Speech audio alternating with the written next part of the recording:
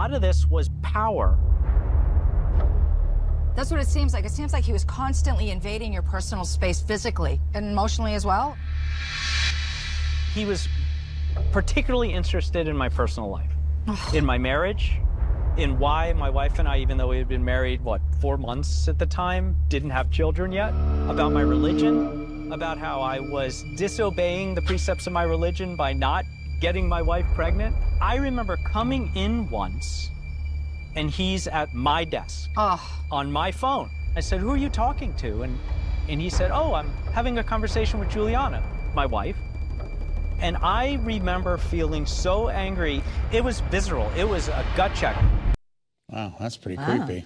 All right, calling all true crime fans, tonight's all-new episode of FBI True gives viewers an inside look at the undercover investigation into Robert Hanssen, the most damaging spy in FBI history. Such a crazy story. And here to tell us more about this man who went undercover, he's actually the former FBI counterterrorism and counterintelligence field operative, Eric O'Neill. That is so creepy. Thank you so much for being with us. So creepy, Eric. Hey, it's great to be here, Scott. Hi, Kara. Hi. I was reading also about this spy who I guess died recently, but he built a tunnel to eavesdrop like underneath the Soviet embassy.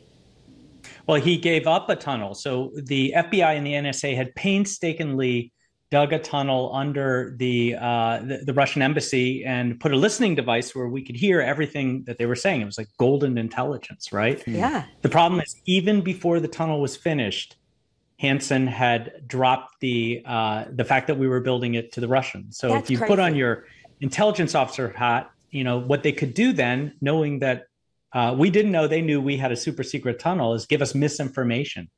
And that can cause a lot of damage. So he was the most damaging spy, certainly in FBI's history and quite possibly in the United States history. And catching him was pretty difficult. What gives him that title? Can you explain a little bit more in depth as to what makes him the worst?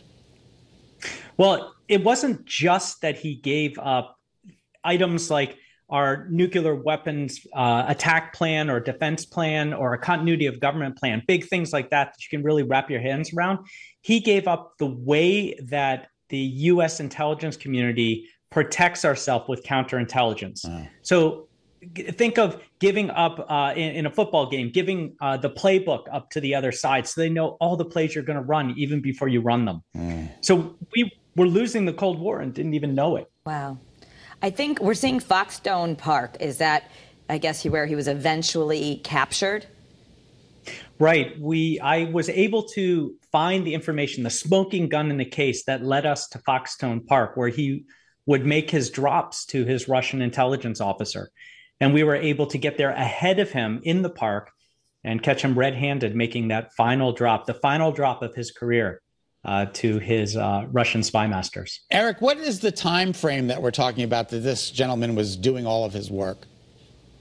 Well, he was a 25-year veteran of the FBI, a decorated supervisory special agent who had worked in any number of different task forces.